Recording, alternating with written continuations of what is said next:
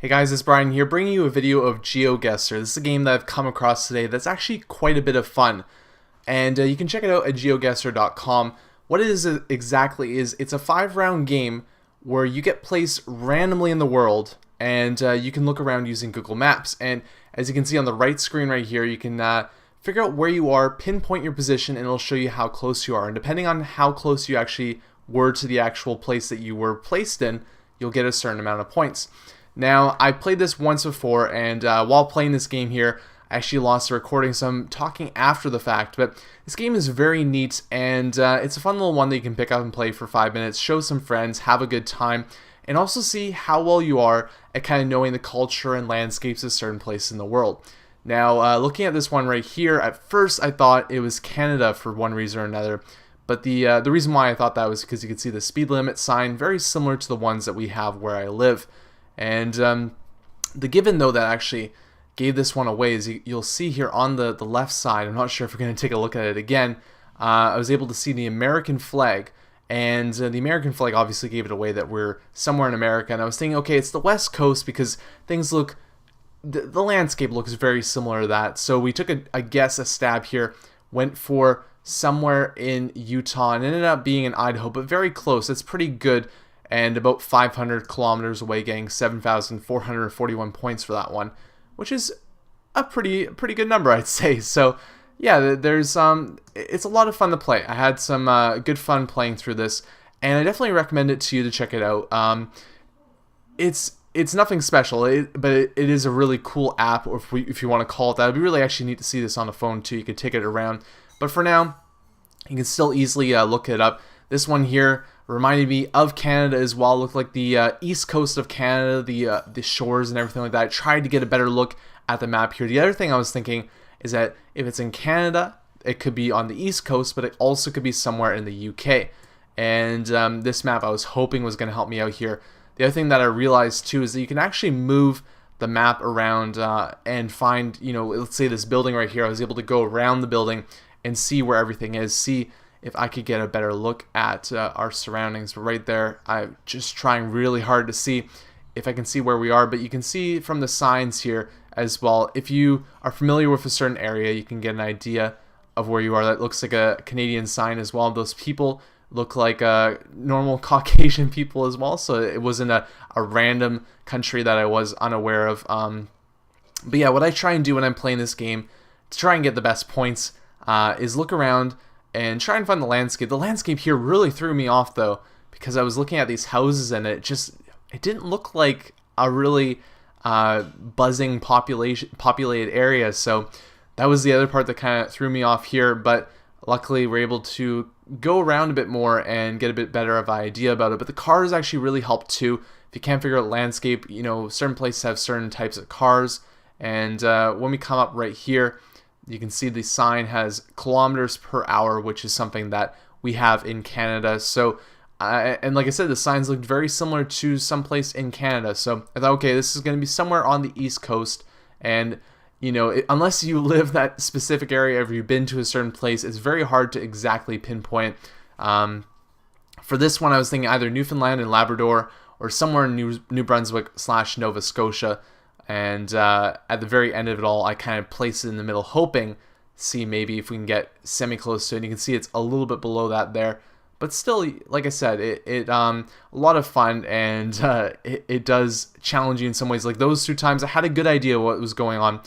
But this one here really threw me just completely off guard. And there's going to be places, like I played this game before doing this one right here, where I was looking at my surroundings and I was thinking, I have no clue where I am right now. For example, these signs right here are signs that I'm not familiar with at all. So that immediately at least helps me out and say, okay, it's not in America, it's not in Canada. We're somewhere in Europe right now, most likely. Maybe in Oceania.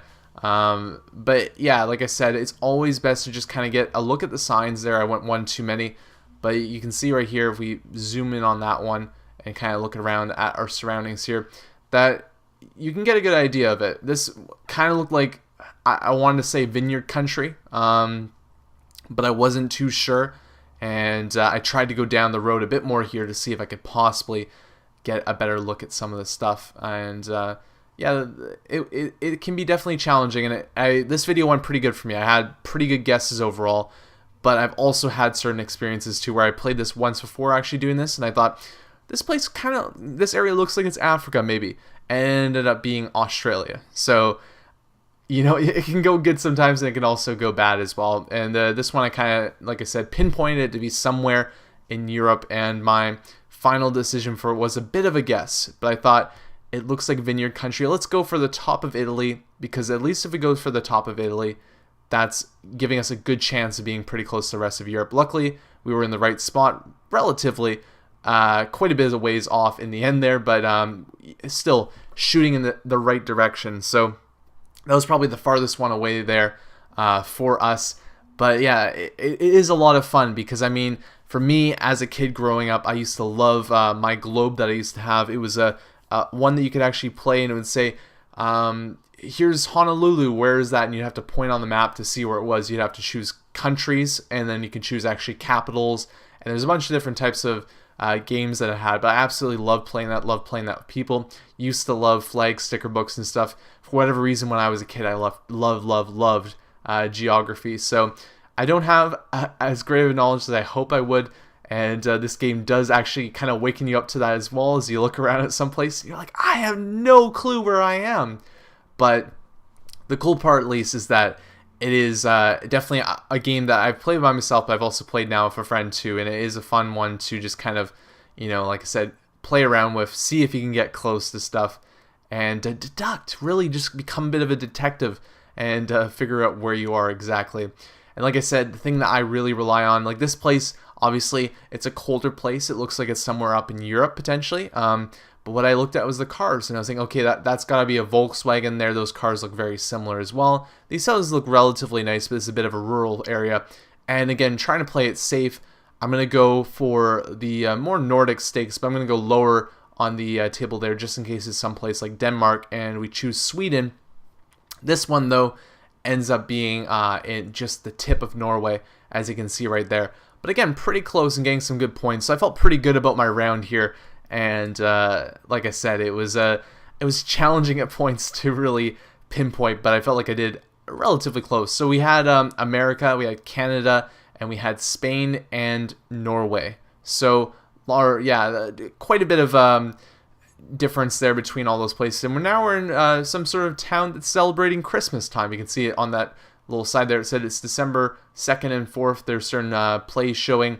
And this one, again, kind of reminisce similarly back to North America, as you can see from the cars. The thing that I always look at when it comes to the cars is if you see Chevrolets or Dodges and stuff like that, it gives it away. You're back in North America, because you rarely see those cars anywhere else in the world.